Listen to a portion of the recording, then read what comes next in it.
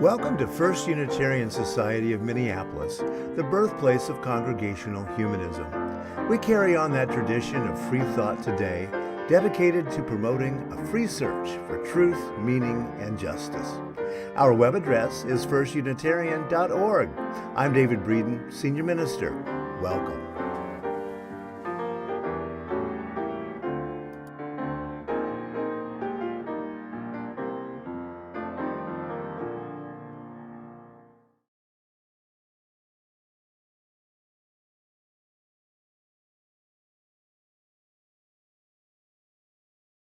Oh, it's good to see you, even half your faces. Good morning, everyone, and welcome to our online assembly for Sunday, February 13th, 2021, in a multimodal world. Some of you are here with us in person, and some of you are with us online, and we are delighted that you are here this morning from wherever you are. Whether this is one of your first visits or you've been with us many times, we are glad that you are here as a part of this gathered community. If you're new around here and would like to learn more about FUS and how we do things and the pathway to membership, today at noon, both in my office and online, is our monthly Welcome to FUS session. So we'd love to have you join us, and I'll put the online link in the chat in just a few minutes. For those of us in the building, even our masks can't keep out the delicious aroma of cinnamon roll sundae. But as I took that off, as I just took the mask off, I thought, oh, there it is. Sorry, online folks. Today is Cinnamon Roll Sunday.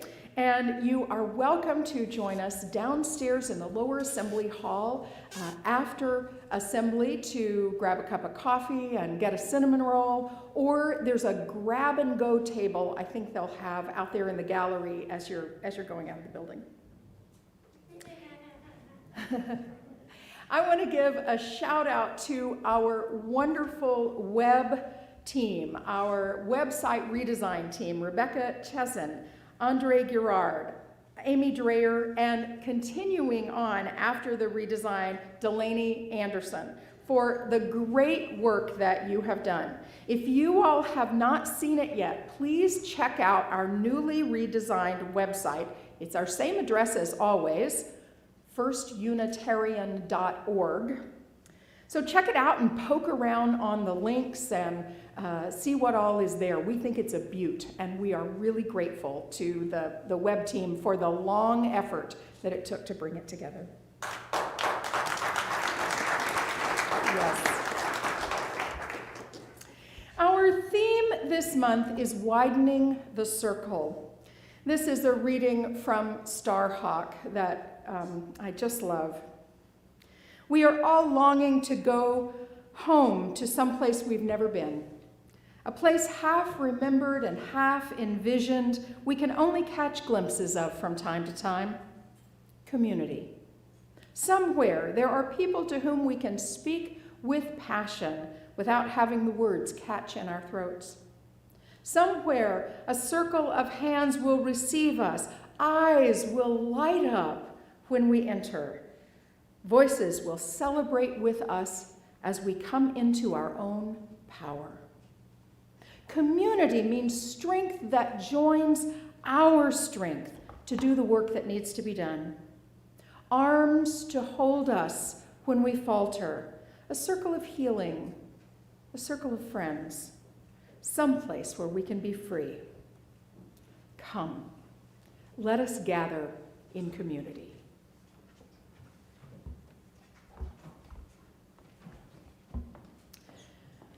Audrey Williams will light our chalice today. We do so remembering the sixth principle, the goal of world community with peace, liberty, and justice for all. Thank you, Audrey. And wherever you are, will you join me in saying the congregational covenant? Love is the spirit of this place, and service its law. This is our great covenant, to dwell together in peace, to seek the truth in love, and to help one another. Good morning, everybody. Good morning, everyone. Whoa, hot mic. My name is Ted Olson. I'm the new interim music director here, and I guess I haven't actually introduced myself, and it's really nice to see people back in the sanctuary, and also I know of a lot of you who are tuning in online and continue to do so. Yeah, just really happy to be here, and I'm joined by some great colleagues today. We've got Dean McGraw on guitar, and Miguel Hurtado on drums, and yes, so nice to see all you, and please come up and say hello afterwards, and I'm excited to bring in a bunch of different musicians who I've had the pleasure of playing with over the years, and here we go.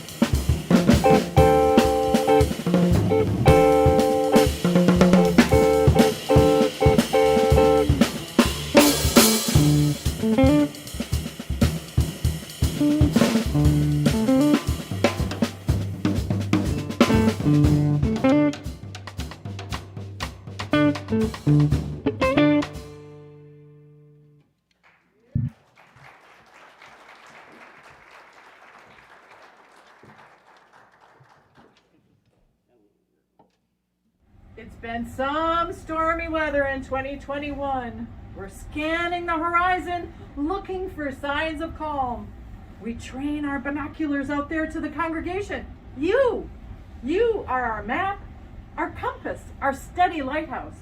As we move into the 2022-2023 year, we are asking everybody to be our lighthouse. As Ted Lasso would say, if you care about someone and you got a little love in your heart, there ain't nothing that can't get through together.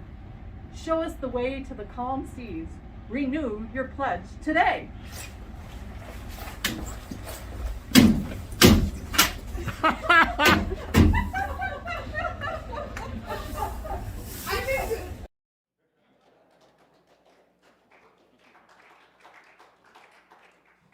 In 1881, the founders of First Unitarian Society stated their purpose: to form an association where people, without regard to theological differences, may unite for mutual helpfulness in intellectual, moral, and religious culture and humane work.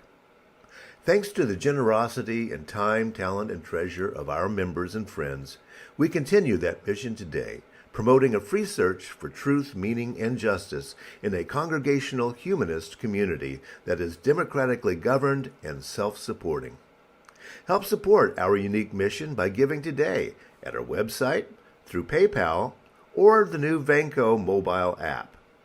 Thank you.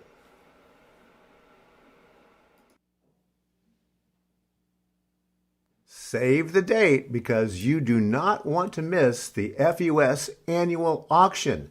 The date is Saturday, March the 26th. We will be having a happy hour at FUS at 5:30 p.m. and the auction itself begins at 6:30. This year it will be both online and in person, your choice and your comfort level. Join in the annual auction no matter where you are. The in-person online live auction will be held by our FUS friend, Colonel Kurt Johnson. We're going to emphasize items this year that bring people together. We have had a heck of a time staying together through these several months, and it will be great to have some experiences that we can share with each other. We will soon be letting you know how you can donate items. So that's save the date, Saturday, March the 26th. Don't miss it.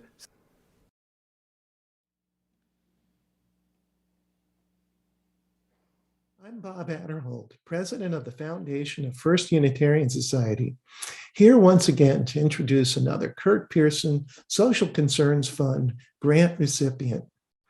The foundation announced its 2021 Pearson grants back in December. These totaled about $9,000 and were granted to 6 nonprofit organizations. This week, I'm going to introduce you to Mike Tickinen, Executive Director of Kids at Risk Action, or CARA, one of the grant recipients. Mike is going to say a few words about his organization and show you a 3-minute video about the program the grant is funding. Over the next few weeks, you'll be hearing from the 2 remaining grant recipients. But before I turn it over to Mike, I want to mention once again that the Pearson Fund's mission is to support nonprofit organizations doing the social justice work in our community that Kurt Pearson cared so deeply about. The fund was created by Bibbs and Perry Pearson to honor the life and memory of their dear son, who died of AIDS at age 29. Since inception 31 years ago, it's grown to almost $100,000 and has distributed about $50,000 in grants. Here's Mike. Thank you, Bob, and thank you, FUS members. I want you to know that many years ago, you helped me launch Kids at Risk Action when I wrote a book called Invisible Children, 2005, and spoke at a public forum there. Today, I'm going to show you a video about our financial literacy program. That's the program that your grant is supporting. All those dollars go to a youth in that program. It's a 1-year peer group program, and it shows kids how to deal with money and work to have a better life. Now, we started at a church in an African-American community in Golden Valley, and we've got 2 more organizations now, foster advocates for foster kids coming out of foster care. These are kids, 80% of kids aging out of foster care lead dysfunctional lives. So there's a reason for that, and a big part of that reason is that they don't understand money, jobs, that sort of thing. After a year in our program, they're going to know those things. I want you to know you can contact me directly. I'm always available. This is what I do. And thank you so much for supporting this program.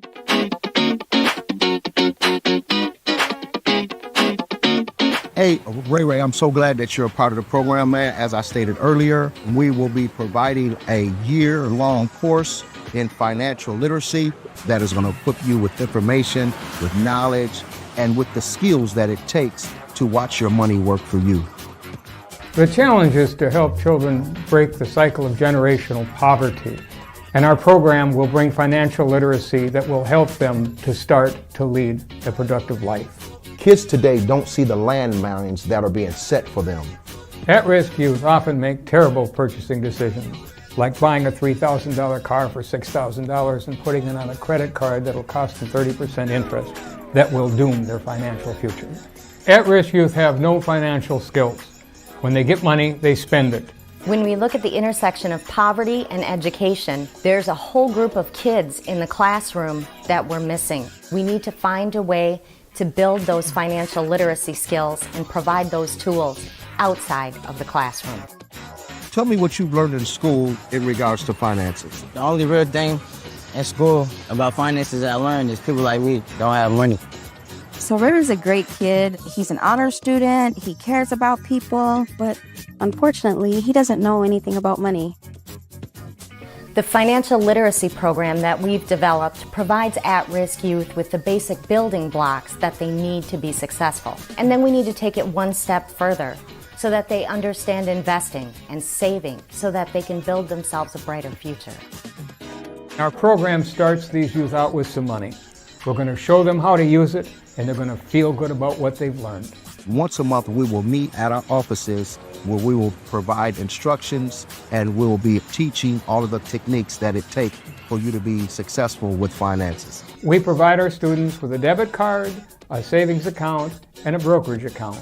I really wish that at River's age that I had this opportunity for a financial class. Fortunately, he's going to tell me everything he knows. What I think makes Kara's program so unique is we're outside of the classroom.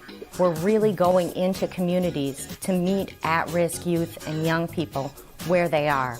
After high school, I would like to focus on my clothing line, and I feel the financial literacy program will help me be successful with that. We see success every day when one of the members in the peer group is able to step up and step in and answer a question that another member has. Together, they work to solve the problem. I'm excited that the kids are going to hear it from the horse's mouth because I broke the cycle of generational poverty.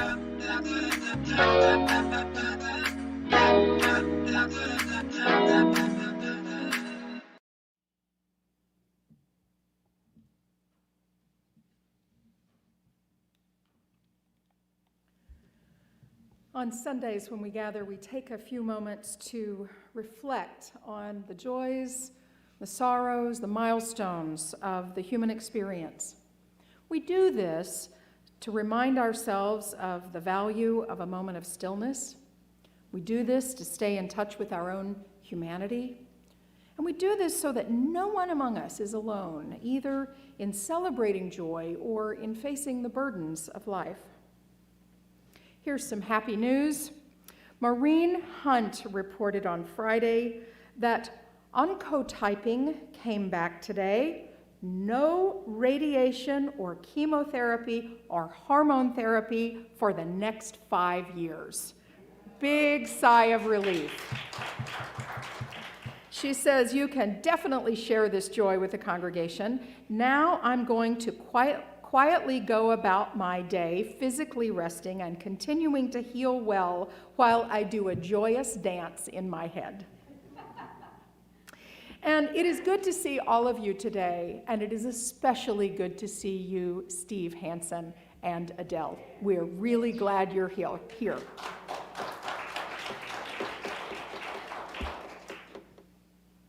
We now take a moment of silence for all the challenges and heartbreak going on in our lives and in our world.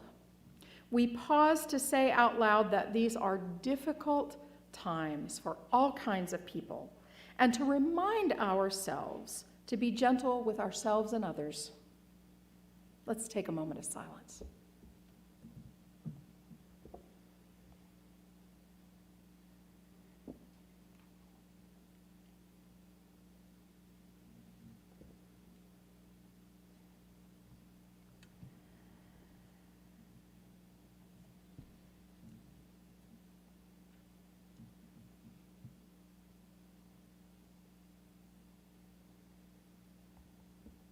When you're ready, Dino.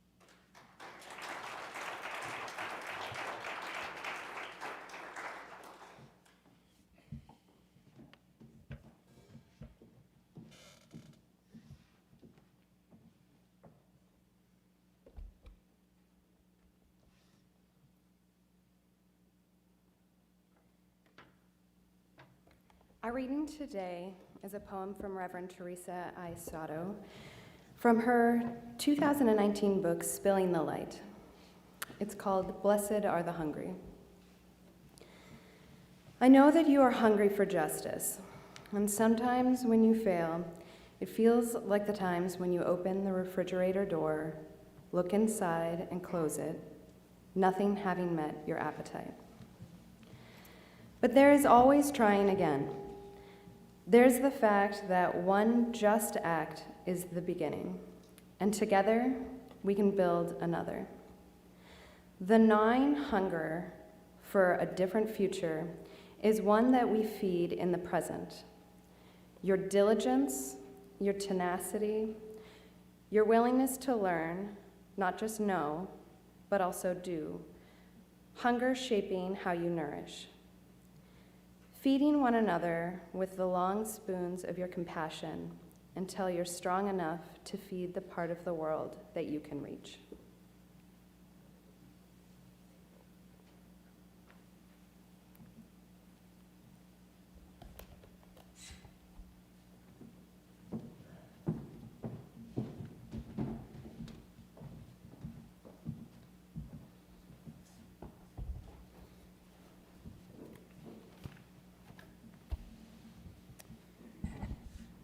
On this cold day in Minnesota, I invite you to picture a summer camp. It's 1953, and 24 boys have just arrived for their stay. These kids have just finished 5th grade, and they are the embodiment of the 1950s American stereotype. They're all from white, middle-class, Protestant, two-parent families. And I can assure you that those two-parent families fit into the box of one mom and one dad. Prior to their arrival, the boys had been randomly assigned to 2 groups that gathered in separate parts of the camp. At first, each group didn't even know that the other group was there. They bonded within their groups and did all sorts of classic camp activities like hiking and swimming and sitting around a campfire. The boys and their families didn't know it, but this was no normal summer camp. It was a sociological experiment. An experiment with questionable ethics, but a clear goal. And so that initial idyllic period came to an end. The camp counselors were actually grad students. You always got to watch the grad students. The counselors introduced the 2 groups to each other, not by having them share a meal or a party, but rather by pitting the 2 teams in competition against each other. The group of boys who had named themselves the Rattlers won both the first baseball game and the tug of war. The losing group, the Eagles, tried to rationalize their loss, and their minds went quickly to conspiracy theories.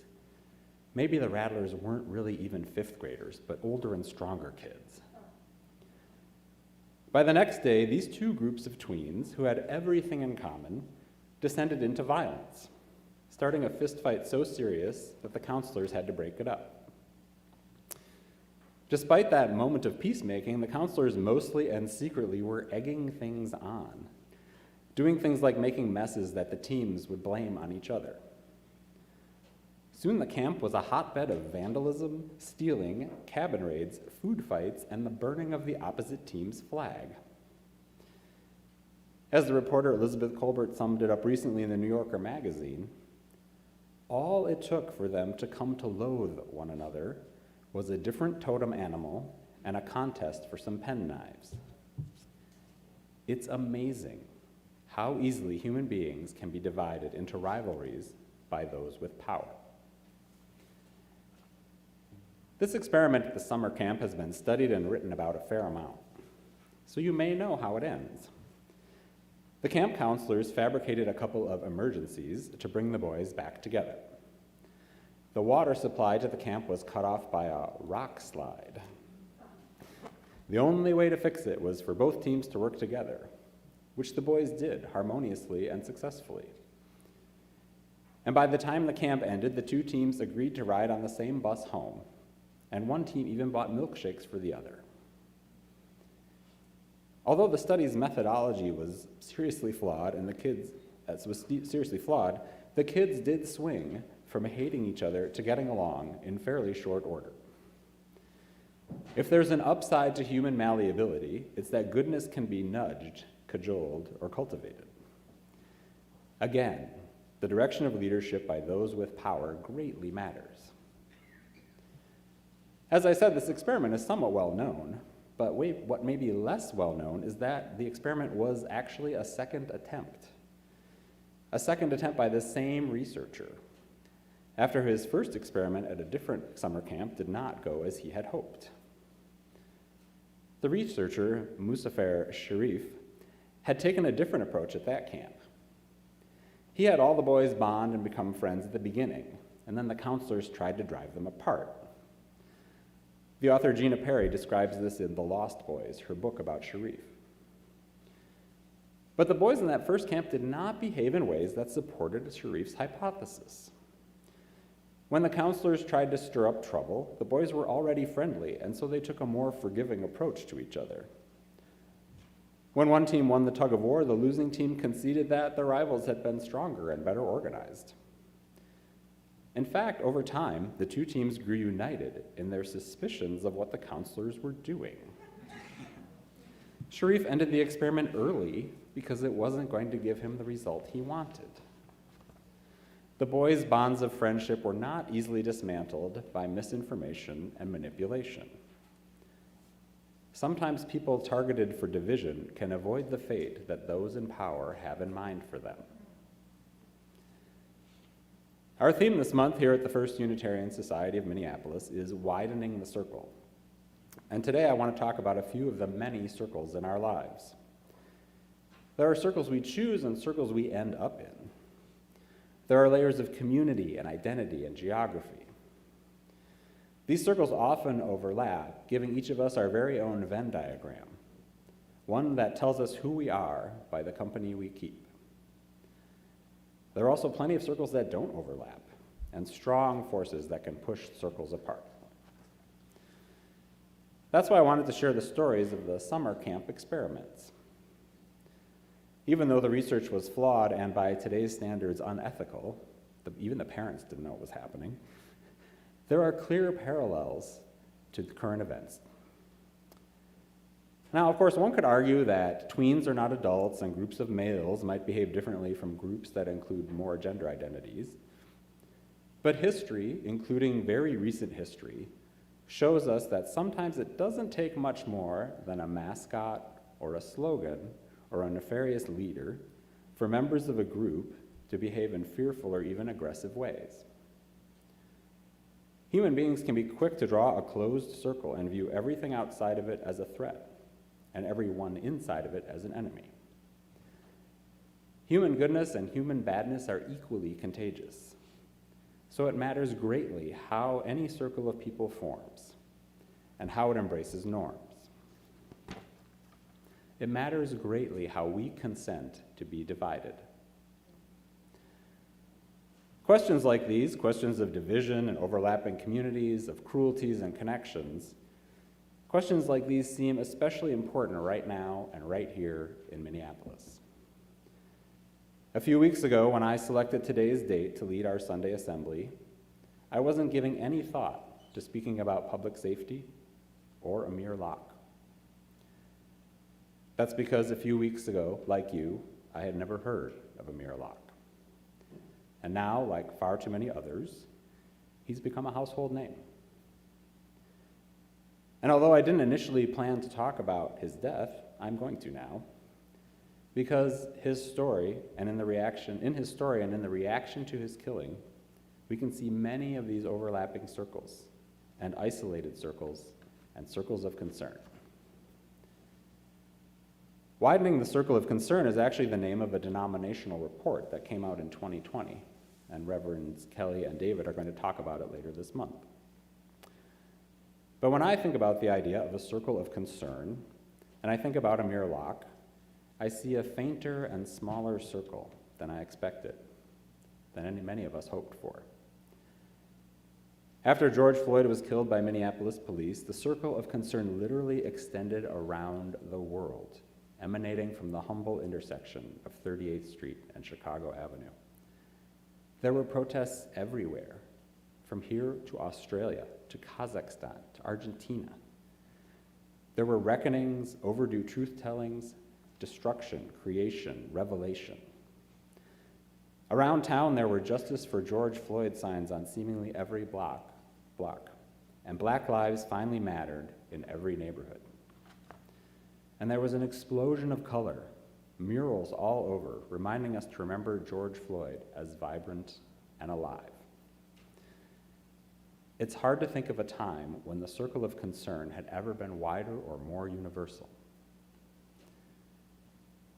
By contrast, these past 11 days have been, I don't even have to tell you, do I? Most of us are, of course, grateful that there has been less chaos, but the circle of concern for Amir Locke seems narrow and faded and less enduring. Amir's death at the hands of our police department is no less tragic than the death of George Floyd, and Amir's life was cut short at a much earlier age. The ability to answer the uncomplicated demand of many Black activists, stop killing us, stop killing us. That simple plea once again seems beyond the grasp of our city, a city whose residents might rightly wonder whether it's learned anything in the past 2 years. Maybe shame is why Amir slipped off the front page so quickly. Maybe that's why there's been so much of what one of my friends has called white silence. I have to think that shame is playing a role, perhaps a significant role. Shame that as a community in the national and global spotlight, we failed to protect another Black man from the police. Perhaps there is shame that we collectively re-elected an unpopular mayor and got the same result we were getting before. Shame is not an inappropriate reaction to what happened to Amir Locke or to the police killings that happened with devastating regularity in our state. It is shameful, and silence is shame's reliable sidekick.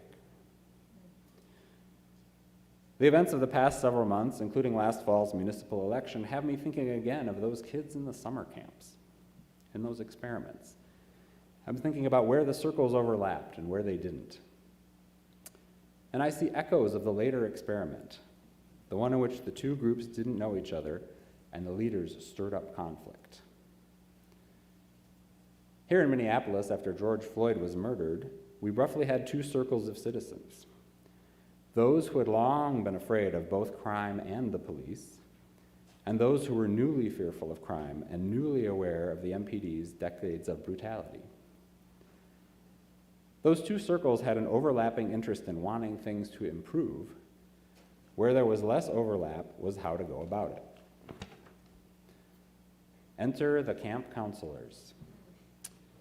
In this case, well-funded interest groups. In a wary and exhausted city, they ramped up the anxiety with a blizzard of advertising that played on fears, stoked division, and had an elastic definition of the truth. At certain points, I was receiving at least 2 election postcards a day. And despite return addresses proclaiming Minneapolis, many, if not most of those cards were mailed from suburban zip codes. Keep the incumbent mayor, the postcards warned, so we can keep our police chief. A majority of voters followed this advice and kept the mayor. A month later, the police chief quit anyway. There were other servings of baloney designed to scare and divide. There won't be any police if you vote yes on question 2. The activists who want to replace the police with a Department of Public Safety have no plan. The screaming postcards weren't true, but a decisive majority of Minneapolitans voted against systemic change. And here we are, at least as afraid as we were before, with problematic officers not only retained but freshly promoted, and Amir Locke executed under a blanket. Our once proud city seems not to be learning, either from experience or from what a new generation of leaders from marginalized identities have been trying to teach us.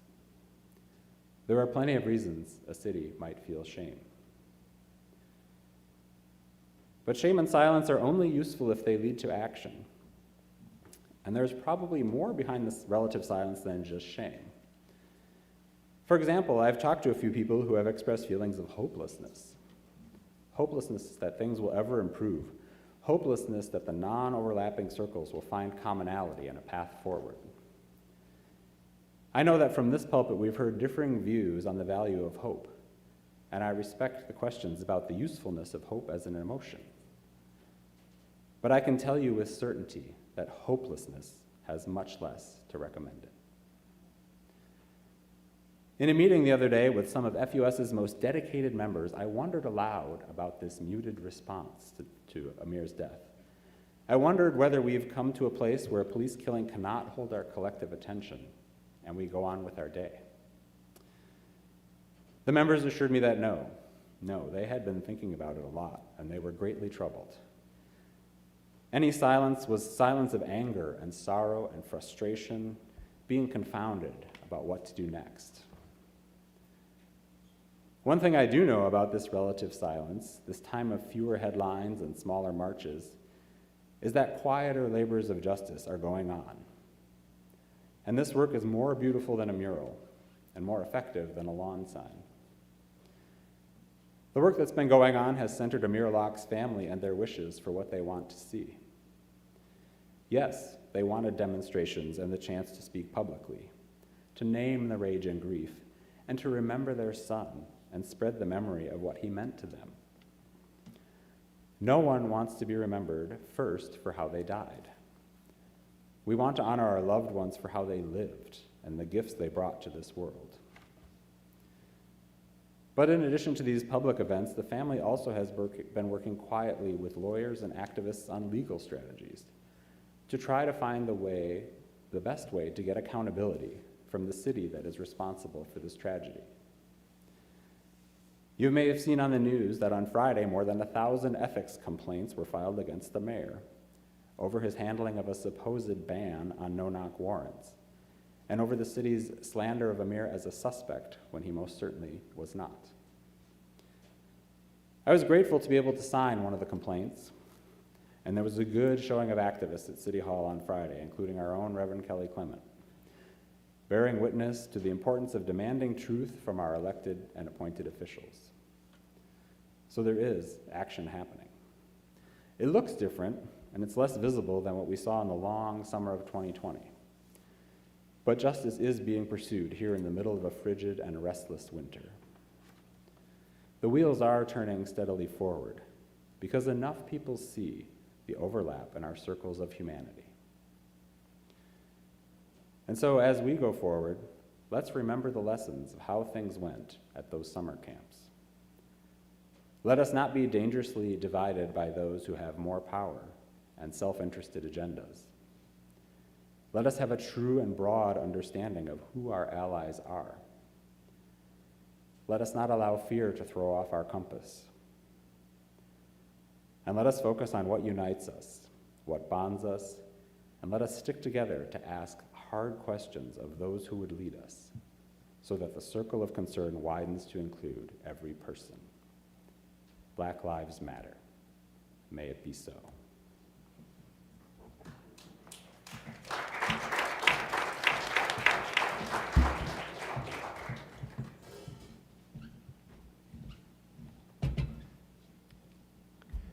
We extinguish this flame, but not the light of truth, the warmth of community, or the fire of commitment.